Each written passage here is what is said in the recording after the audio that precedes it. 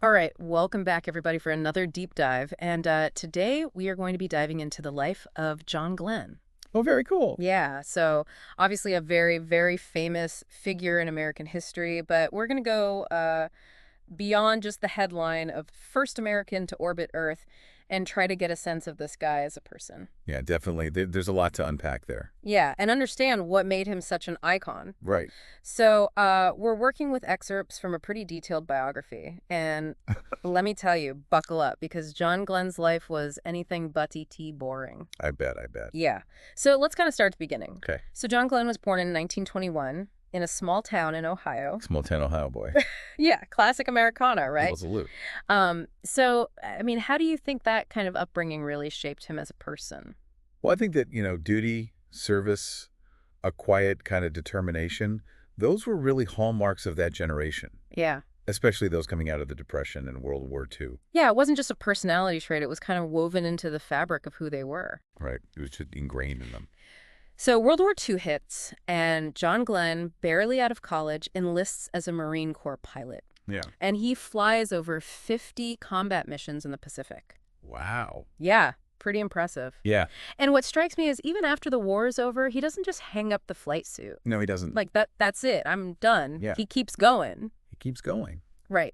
So the Korean War breaks out, and he volunteers again Right. for combat duty and flies over 60 missions this time in those early jets. Oh, wow. Yeah. Those were pretty new at the time. Yeah. And during this time, he actually earns the nickname Magnet Ass. Now, that's a nickname. Yeah. So explain that one. Well, it speaks to the kind of danger that these pilots were facing. And Glenn had a reputation for flying so low to the ground to attract enemy fire, Oh, wow. like a magnet. Wow. I'm trying to put myself in his shoes. Yeah. Flying that close to the ground, Yeah. close to danger, constantly pushing the limits. Right. Like, that must take an incredible amount of nerve. Definitely a different breed back then. I mean, did pilots back then just have, like, a different perspective on risk Oh, I think they did. than we do today? Yeah, there was definitely a push-the-envelope mentality, Yeah. especially amongst test pilots. Yeah. They knew the risks, but there was also that sense of purpose, Yeah. pushing boundaries for the advancement of aviation. Yeah. And the kind of fearlessness that he showed then definitely foreshadows what he does later on. Definitely. Yeah. So after Korea, he becomes a test pilot. Right. And this was no walk in the park. No, not at all. Right. I mean, you're talking about flying into the unknown. Yeah. Every flight was an experiment, Yeah. pushing aircraft to their absolute limits. Yeah. And these guys were the first to encounter problems, the first to really feel the consequences. And talk about consequences. On his very first test flight, Oh, my God. he has a near-death experience. I can't even imagine. It really highlights how courage for someone like Glenn wasn't just a one-time event. It was a constant companion. Right. And, these early flights were really paving the way for space travel, but it was at a very, very high cost. A lot of test pilots, didn't come home. Oh, no. Yeah. Wow. And then in 1957, he sets a transcontinental speed record, crossing the entire country in just over 3 hours. That's incredible. That's insane. Yeah. I mean, to put that in perspective, that's like flying from LA to New York during your lunch break. I know, it's crazy. Yeah. It was a feat of engineering and skill Yeah. that really captivated the nation. But beyond just the sheer speed, it showed Glenn's precision, his ability to control a machine at its absolute limit. Yeah. And this was all happening while the world was on the brink of a whole new frontier space. Right. 1957, the Soviet Union launches Sputnik, the first artificial satellite to orbit Earth. Oh, yeah. And suddenly the Cold War wasn't just about ideologies. It was about conquering the ultimate high ground, Right, exactly. space. yeah. So, I mean, what was the feeling in America at that time? Oh, there was a lot of fear. I mean, can you imagine that, just knowing that a rival nation had achieved something so significant, and for America, becoming an astronaut, it wasn't just about scientific exploration. It was about national pride. Yeah. It was about proving technological superiority. Yeah. So this is where John Glenn enters the picture. Right.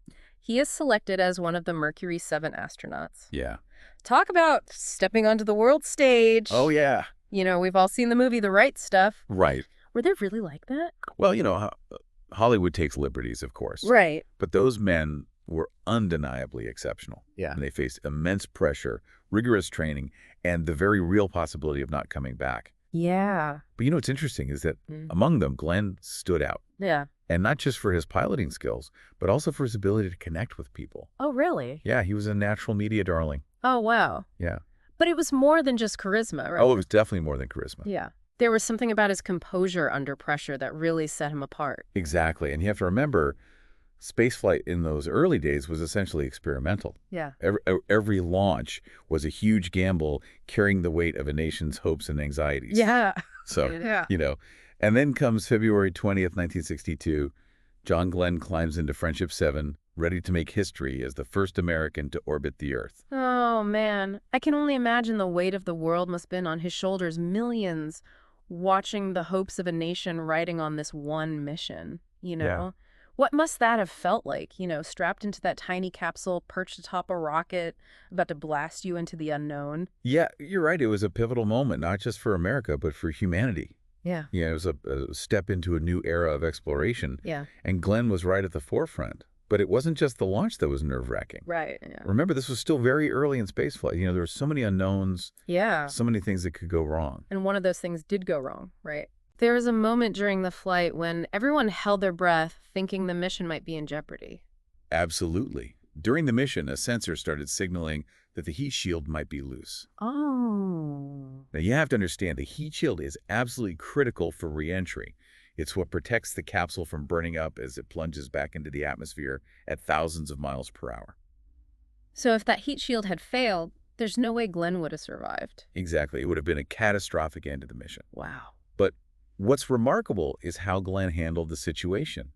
Hmm. Instead of panicking, he calmly worked through the problem with mission control, following procedures, trusting his training and his crew. Yeah, that's the kind of cool head you need when you're hurtling through space, with a potentially fatal malfunction. His heart rate barely even went up according to mission records. Really? Yeah, that's the kind of composure that really reassured the nation. He wasn't just a daredevil up there. He was a skilled pilot, a brilliant engineer, Yeah. a man you could trust with your life, literally. Wow. And when Friendship 7 finally splashed down safely in the Atlantic, America collectively exhaled and erupted in celebration. Yeah, I bet the relief was palpable. Oh, yeah. Yeah, it was a moment of pure joy and national pride. The ticker tape parades, the speeches. It was a hero's welcome, unlike anything we'd seen before. Yeah.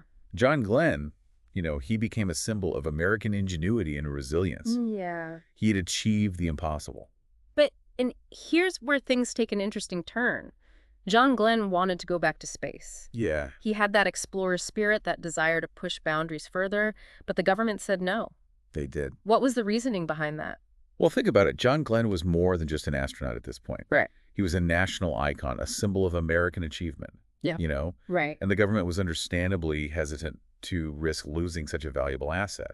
I see. So it's like putting the Mona Lisa back in storage after finally putting it on display. Exactly. You don't want to risk anything happening to it. Right. Yeah, so instead of returning to space, John Glenn sets his sights on a new frontier politics. Yes, she does. Right, and this is where his deep-seated values of duty and service come back into play. Absolutely. This wasn't just a celebrity seeking a platform. No, not at all. Glenn genuinely believed he could contribute to the nation in a different way. Absolutely. So he served 4 terms as a U.S. Senator from Ohio. He did a pretty long stint. Yeah, that's pretty impressive. Yeah. I'm curious, though, what specific issues did he really champion during his time in the Senate? Well, he focused on a range of issues, but nuclear nonproliferation was a major one for him. Okay. Having witnessed the dangers of the Cold War firsthand, he was a strong advocate for arms control and international diplomacy. Okay. He also worked on issues related to government accountability and transparency. He wasn't a flashy politician, but he earned a reputation for being thoughtful, methodical, and deeply committed to the issues he cared about. Right, and he even ran for president in 1984. He did, yes, although that bid wasn't successful.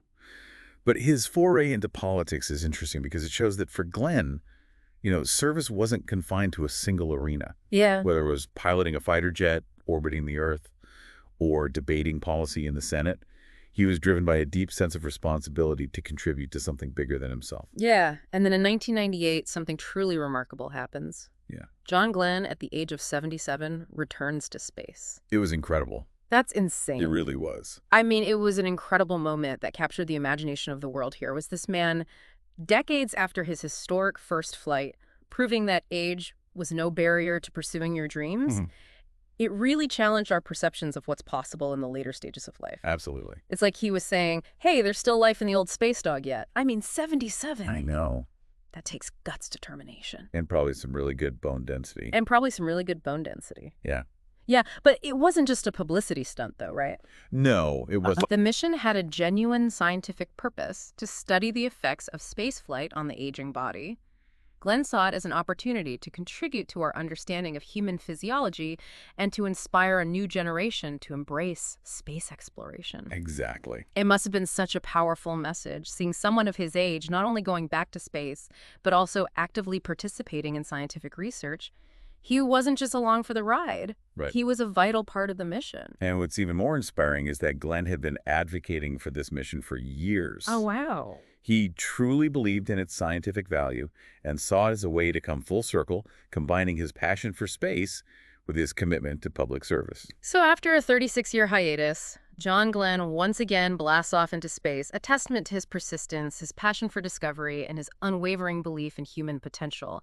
It makes you wonder what was going through his mind during that second launch. Oh, yeah. Was it a sense of familiarity, or was it like starting all over again? Yeah, I mean, it really is an incredible story, a testament to his enduring spirit of adventure. But it doesn't end there. Even after that remarkable second flight, John Glenn continued to dedicate himself to public service. Yeah, he wasn't content to just rest on his laurels. No, not at all. He really wanted to make a difference. He did. Why? He understood that his experiences, his unique perspective, could be used to inspire and educate others. And so he focused his energy on promoting education, science, and civic engagement. So he founded the John Glenn College of Public Affairs at Ohio State University. That's right. I mean, that's quite a legacy to leave behind. It is. What was his vision for that institution? Well, he wanted to create a place where future leaders could learn about public policy, Okay. engage in meaningful research, and develop the skills necessary to address the complex challenges facing our world.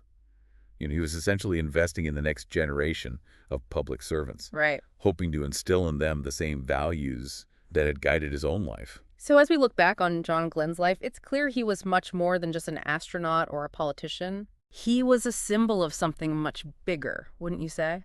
He truly embodied the American ideal of resilience, of courage, pushing boundaries, and dedicating yourself to something larger than yourself. Yeah. His life was a testament to the power of the human spirit, to achieve great things, to overcome adversity, and to constantly strive for excellence. Yeah, he showed us that it's possible to be both a daring adventurer and a dedicated public servant, Yeah. a man of action and a man of thought. And he reminds us of that kind of enduring human fascination with what lies beyond our planet. From his early days as a fighter pilot, pushing the limits of aviation, Right. to orbiting the Earth and then returning to space decades later, he never lost that sense of wonder and exploration. It's amazing. Yeah. His story is a powerful reminder that we all have the potential to make a difference, to contribute to something meaningful and to leave the world a little bit better than we found it. It's about finding that thing that ignites your passion and pursuing it with unwavering dedication. John Glenn's life was a truly remarkable journey, one that spanned almost a century and touched countless lives. He inspired generations to reach for the stars, to believe in human ingenuity, and to never stop striving for a better future. I mean, he really set the bar high for all of us. He did. Yeah. And as we've explored his life today, I'm curious, what aspect of John Glenn's story resonated most with you? Yeah. Was it his bravery as a fighter pilot? Right. His pioneering spirit as an astronaut? Right. His unwavering commitment to public service? Yeah, that's a great question to reflect on. Maybe it was his quiet determination, his ability to stay calm under pressure, his dedication to lifelong learning, whatever it might be. I encourage you to delve deeper into his story, discover what inspires you most about John Glenn's legacy, and maybe even challenge yourself to find ways to embody those values in your own life. Because as John Glenn so aptly demonstrated, the sky is not the limit when there are footprints on the moon. Beautifully put. And who knows, maybe someday one of you listening will be the one making those footprints, carrying on the legacy of John Glenn and all those who dare to dream of a future among the stars.